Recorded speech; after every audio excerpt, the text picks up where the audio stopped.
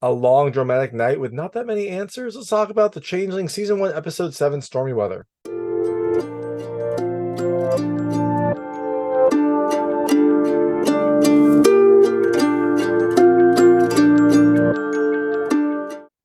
Hey everyone, it's David Stark from Watcher Pass, and I'm here to talk to you about The Changeling Season 1, Episode 7, Stormy Weather, which is coming to Apple TV Plus on October 6, 2023.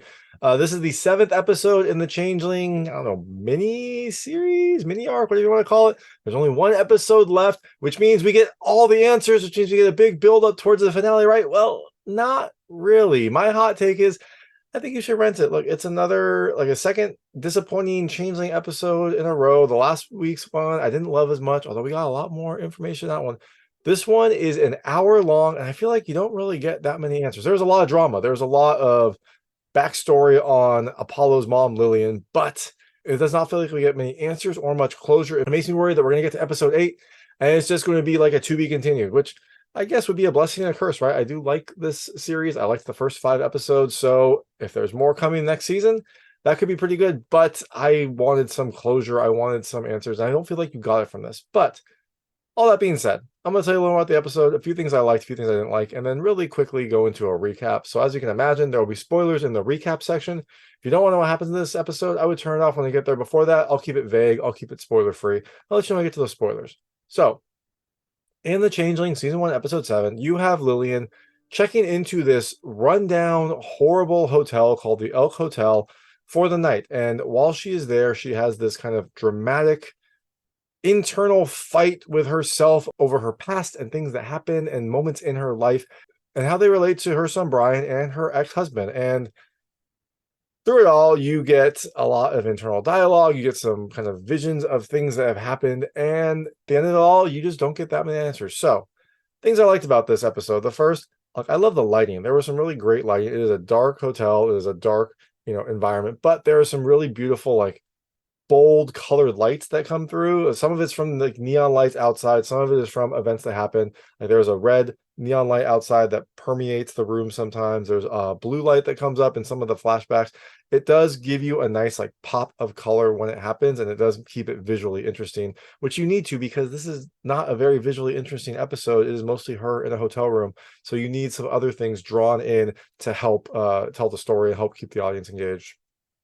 And the second thing I like, look, there is some good drama. I didn't love like the story so much, but there are some good dramatic moments in this episode, some big moments where Lillian is struggling with her own internal emotions and like trying to figure out what to do next. And those are big, those are dramatic. It definitely gives this episode a feeling of consequences and a feeling of like weight to the choices that Lillian has to make. So, things I didn't love as much. The first, it's a very slow episode. Like I said, most of it takes place with Lillian in a hotel room. And The Changeling is not like a fast-paced high speed show, and that generally isn't a problem for me, but here it just feels like this episode takes a long time to kind of tell you what it wants to say. There's a really long like intro with Lillian and like this hotel. Again, not a ton happens in the hotel. It is mostly her kind of fighting with her own internal dialogue, her own internal like doubts and fears and things like that. So it just feels like an episode that I was kind of watching my watch as it was happening. And it's a longer episode than the other Changeling episodes, which is weird because I feel like not as much happens. But this is an hour long. The other ones are 45 minutes long, and the other ones were much more fulfilling. The second thing I didn't love as much, it feels kind of like a play. And I sometimes like that about a movie if it feels like a play, like the dialogue flows really well. It has like, really good interactions. But here, it feels like a one-person show with Lillian kind of in the hotel, talking to herself, like internally fighting with what happened, describing things in her past. And it just, again, isn't that interesting? Like it's mostly kind of her having an internal struggle, figuring out things in her past, kind of fighting with herself, fighting with her own emotions. And again, it didn't really feel like there was a ton going on. So I guess that's kind of similar to the first one, but I did notice that the dialogue felt like she basically had like a monologue happening for an hour. And the last thing I didn't love as much, I'll go with like confusing / doesn't give you a ton of answers. It doesn't really give many answers to the questions that we have. It kind of only plants more questions. There are some hints, some things that are hinted, which I would normally like, but I feel like we should start getting some answers now that we have one episode left. This episode I was hoping would be the build up to the finale, and now it feels like this is the build up to a finale situation that will then just kind of push us into the next season. So all that being said, look, if you're this far into the Changeling, you're going to keep watching it. But again, I was a little disappointed with this episode and the last one. I just didn't find them as interesting or fulfilling as the first 5 or so. This one especially was, I think, my least favorite episode. And that's not to mean it's a bad episode. It just didn't give me what I was hoping in the Changeling. I wanted to hear more about Apollo's story. I wanted to hear where, what happened to Brian. I wanted some answers, and we don't get any of that in this episode. So look, if you're this far in, you're going to keep watching it. But this just makes me a little bit hesitant and scared for the last episode, for episode 8 next week. So that being said, I'm going to get into a recap now. So if you don't want to know what happens in this episode, I would turn it off because there will be spoilers. So in Stormy Weather, you have Lillian spending the night at this hotel. And this is, current day Lillian. She is older. She is wiser. She goes to the hotel with a suitcase. She checks in. This is a shady, shady motel. It is a hotel that has like hourly rates, and she stays the whole night. She gets a room for the whole night, and she specifies a specific room. She specifies room 205. So it feels like she's been there before. Feels like she knows what she wants to do. And when she gets up there, she kind of starts internally fighting with herself, fighting with like her emotions and things that have happened in her life, trying to like take apart what had happened. There's a lot about her time in Uganda. There's a lot about like her relationship with Brian and how that relationship kind of shifted and changed. And it focuses on a few key things. One is when her brother was shot in Uganda. One is when Brian found this receipt from a hotel room, from the Elk Hotel room, that Lillian had apparently never been to. She had never seen. She denies going there. But Brian is convinced that she went there with someone. He thinks that she went there with her boss, Charles Blackwood, to have an affair. She denies all of this, but this makes him very, very upset. And I think this is one of the straws that breaks their relationship. They start fighting more. They become, he becomes a little more violent, and eventually she ends it. And there is this implication that Brian came back and did something horrible to Apollo. He like, you see a scene where Lillian is coming to the door. She has some food. She opens the door and she sees Brian like either carrying Apollo to the bathtub or like doing something in the bathtub, and a lot of like yelling going on. So it seems like there is something more at play here. But before that, we have to get through the night, and that involves Lillian kind of going through her relationship, going through things that happen. And also there is this strange scene where she goes to see a sick person who is like covered in boils, and he tells a story about how he went there with his boyfriend and he got sick, and then he was left here, and it didn't really relate much, I feel like, but it was a big dramatic impactful moment in the episode. She ends up singing a song to him, and then he dies. So that scene happened.